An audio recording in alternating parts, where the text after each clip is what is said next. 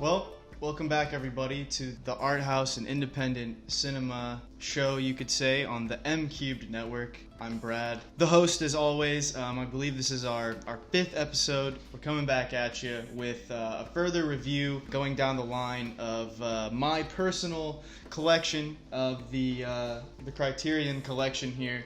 Which is a company that restores old films, foreign films, and really sort of acquires all kinds of stuff in the independent sphere to give them really nice physical releases, putting them on the Criterion channel, which is a streaming service. So I don't know. I think they're a great company that does great work for stuff that's outside of mainstream Hollywood.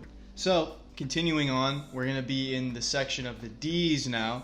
For going alphabetically. So I think without further ado, let's get started here. And so the first one we have is a really great movie by one of my favorite working directors right now. But this is Wes Anderson's 2007 movie, The Darjeeling Limited. And this stars Adrien Brody, Owen Wilson, and Jason Schwartzman as three brothers who basically haven't seen each other for about a year or so after their father's death. And one of the brothers, I believe it's the one, I feel bad if I'm going to get this wrong, so don't crucify me in the comments or anything, but I believe it's Owen Wilson's character who comes up with basically this list of things they have to do, and they go on this kind of soul-searching trip to India to, try to find themselves and try to basically reunite their family after a catastrophic loss, and all of them kind of went through their own existential stuff. They kind of got spread to the wind.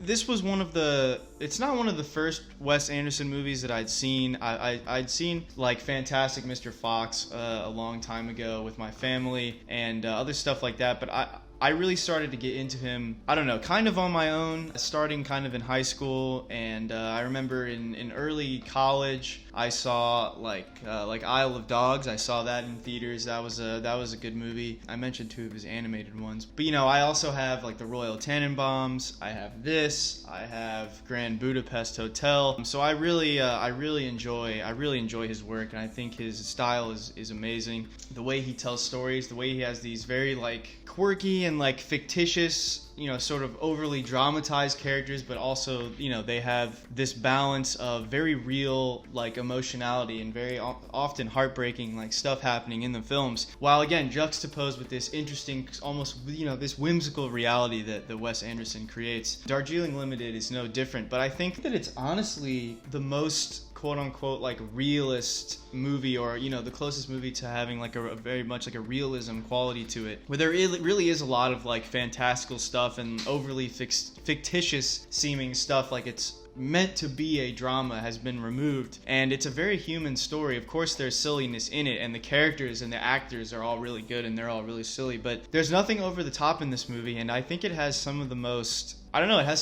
raw and like heartbreaking moments, but also like some of the most raw but like uplifting moments as well. It's just a very honest movie. So I don't know, I've only seen it the once, and what's nice about the Criterion is that it comes with the prologue, if you will, to the film, which is like a short film that Wes Anderson made out, but I think before they shot the full movie, but it's called Hotel Chevalier, and it's about Jason Schwartzman's character, who has a relationship with someone played by Natalie Portman, and it's really interesting, and it's a very, very well done, like 10-minute thing shot in some like hotel in Paris, and it's incredible. I almost like it more than the movie for just, I don't know, especially where I am in terms of, my career and really focusing now on making like short films and stuff. I think it's a big inspiration, and it's a great movie in and of itself, the little chapters. So it's nice that it comes with kind of, the DVD calls it part 1 of the Darjeeling Limited, so I kind of think of it as like a prologue. But you see Natalie Portman's character referenced in the full movie. She's literally in it towards the end, and I think without the prologue in there, you're kind of just like, what? Like, I know I thought that when I first watched it, and if my friend and I, if we hadn't seen the beginning part, Hotel Chevalier, we were both like, yeah, that would have been totally random, but a nice cameo, I guess. So in any case, I don't know, it's a great movie. It's a great, like, a lot of his movies are about family in a way, but this one, especially if you have brothers or just male friends or something like that, like, this is a movie about brotherhood. So I think, I don't know, I think it's really good.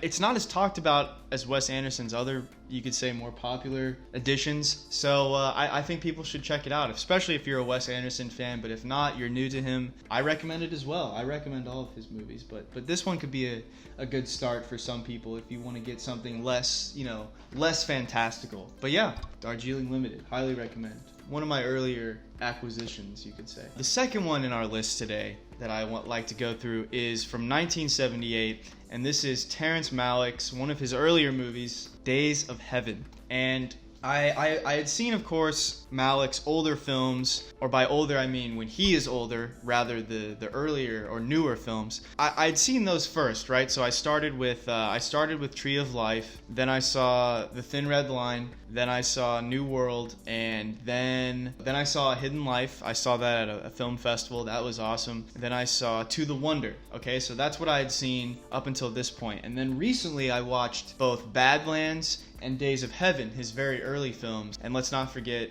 Malick is a uncredited writer of Dirty Harry, which I always find interesting. In any case, Days of Heaven's 1978. What I thought was interesting about this movie is I think of all the ones that I've seen, it's my least favorite. I'll get into that in a second, but what I find fascinating about it, though, is that you can totally see after, and I saw To the Wonder, which stars Ben Affleck and Rachel McAdams and Olga Kurylenko. That's a 2014 movie, but I saw that like days before I watched this, and you could see perfectly Malick's style coming to fruition. And I feel like that's a novel thing to say. Like, it's sort of obvious you'll see the artist evolve, but it was interesting to start from his later stuff to now going here and seeing again the beginning of his style, down to the composition of shots, the style in which he shoots them, a lot of these moving like handheld shots. You can see a lot of beautiful natural B-roll that I just know even then he was like, all right, we're gonna have allotted time to just take a camera, go around and just film all these different natural shots. The idea of this poetry that's going over this, these pastoral landscapes and stuff like that, these deeper existential questions kind of being juxtaposed with just kind of everyday life and really common life, like nothing overly dramatic. It's all stuff that has to deal with just normal people. In that way, he reminds me a lot of like a painter and a poet. He's more so a poet because he studied poetry and stuff in school, but he does remind me of a painter in what he's communicating, through just the visual image alone. But I suppose that painting, does what poetry does, but without words, if that makes any sense. So he kind of melds them both, and I think that cinema, in a way, does both. You have the visual aspect, the purely visual aspect, but then you can also combine sound and dialogue if you want, when necessary, because, it started as a silent medium. So I think that Malick is, besides someone like Andrei Tarkovsky, I think one of the best in terms of being a poet, in terms of cinema. But in any case, Days of Heaven, as you can tell, I love Terrence Malick, but Days of Heaven, like I said, is my least favorite of his movies. I think because just something about the characters were not particularly as interesting, as his other ones. But the story is still very interesting, where you have these people kind of on the run because of sort of an accident that happens in their original home, in like a mining accident. I don't want to give away all of the details, but basically the main character kind of suspected in killing, perhaps accidentally or it's on purpose, his boss. They have to run away. He brings his girlfriend and his younger sister with him, basically, and they travel to Texas, where they work, on basically like harvesting grain and wheat and stuff like that. But while they're on the run, they kind of have to go undercover or something like that, where basically his girlfriend, he passes her off as his sister just for protection, so no one, they're not as similar to the suspects that the authorities would be looking for back where they're from. And it kind of goes from there. I don't really want to give away too much. Again, basically a love triangle starts to form with someone else, and it puts kind of the whole operation in jeopardy. But I'll be honest, I felt that the story was very similar to Badlands, but not as good. I felt that the energy and what's happening in Badlands, the chemistry between Martin Sheen and Sissy Spacek, but I think they're just two way better actors than I know one of them is Richard Gere and Brooke Adams. I don't know who that is. Okay, but anyway, the performances just weren't as strong, but that's not necessarily fair to compare Richard Gere and Brooke Adams and stuff to someone like Martin Sheen and Sissy Spacek, who are both incredible. But in any case, I think that Days of Heaven is still strong. If you're a Terrence Malick fan and you like more poetic cinema, overtly poetic cinema, I think you should check it out. I'm not saying don't watch it. For me personally, if we're talking about, if I'm going to go into, my tastes, I set this up from the first episode. It just wasn't as strong as Malick's other films. And it did disappoint me a little bit. I still liked it. I was still satisfied, but definitely the weakest. So take with that what you will. Still highly recommend. People should check it out, especially if you're a fan. But yeah, Days of Heaven, solid flick. Alright, so the last film that I'd like to talk about today, in the D section of the alphabet, is a film that is extremely special and extremely important. And it's by who I consider, one of the ultimate masters of the artistic medium of cinema. And so I would like to talk about now 1990 by Akira Kurosawa. This is Akira Kurosawa's one of his final films from 1990, and that is Dreams, or in Japanese, Yume. But even just the cover, this beautiful watercolor storyboard by Kurosawa himself, it just, everything about this movie is incredibly special. Myself and my roommate Daniel, who is another, he'll probably walk by frame here in a minute. Go ahead and jump in real quick. How's it going? There he is. Roommate, fellow filmmaker Daniel. We watched this movie, just us, both being huge Kurosawa fans. I would argue maybe Daniel has him ranked higher than myself. I kind of, like I said in the first episode, have this sort of amorphous Mount Rushmore thing where everyone else is kind of tiered, and then when you get to Mount Rushmore, they're all even. So, it's Bergman, Kubrick, Tarkovsky, and Kurosawa. Please, I just want to say that's an excellent analogy for it, by the way. Yes. I mean, I think that if I can speak for Dan, he probably identifies more with someone like Kurosawa. I'd like my artistic work to mirror someone like Tarkovsky the most. But in any case, for the two of us, this is big. This film is one of the greatest films I've ever seen, and a lot of people jokingly say that I say that a lot, and I feel like it's kind of true, but this is actually, without any exaggeration, this is one of the greatest films ever made. One of the best pieces of art from the 20th and 21st century combined. I have no words to describe how good this movie is, but it's an artist, and what I find so interesting too is that outside of the other people on the Mount Rushmore of filmmakers, this is the artist from the East. This is the artist from Japan. So a very different worldview, very different conception of life and death and philosophy and all kinds of stuff like that, but still similar in that it's life affirming and stuff like that. You now see this old master at the end of his life make something basically where he contemplates on visions that he has had, dreams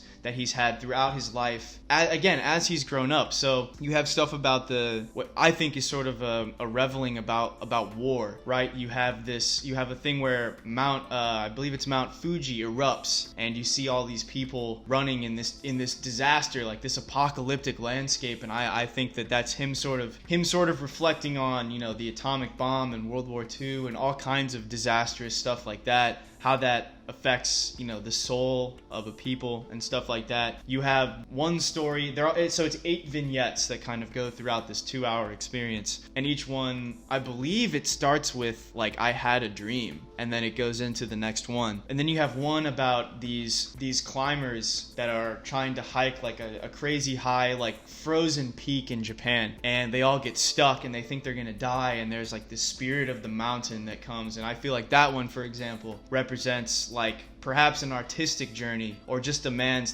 journey through life, where you feel stuck in the snow, and there's there's this spirit that is part of the mountain itself.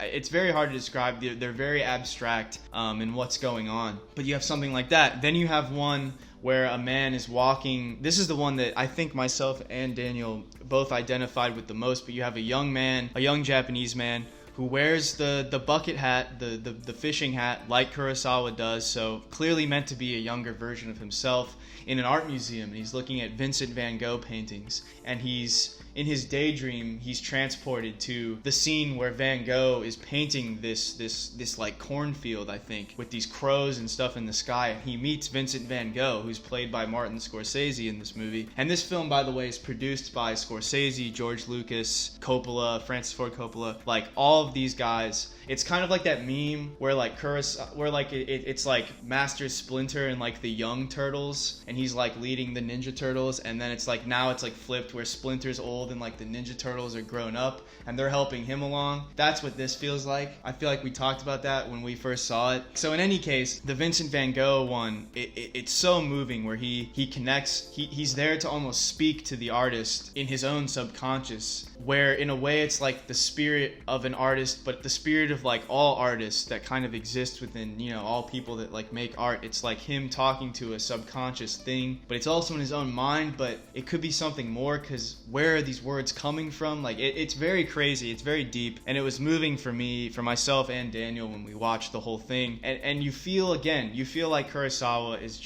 he's just contemplating and reflecting on the whole journey of life. And I don't know, I think it's supremely brilliant. I mean, probably his best film. I haven't seen close to all of his movies, unfortunately. I think if someone from Criterion sees this, you need to make Akira Kurosawa's cinema, not just Ingmar Bergman's cinema. Give me a Kurosawa box set of every film he's ever made, because I'm pretty sure, besides for like Ran, which they lost the rights to, I'm pretty sure they own the rights to like most of his movies, or like the distribution rights. So anyway, get on that. I'll help you design it. But in any case, this one of the best movies of all time. No exaggeration. There's no exaggeration at all. I'm not embellishing anything. This movie is special. Like, not many people have seen this movie, and like I remember still vividly after we were done watching, Daniel made a good point where he was saying how like it was a special viewing, like to see that movie. Like it felt something to like, I don't know how else to describe it, but it was like special to be able to see that,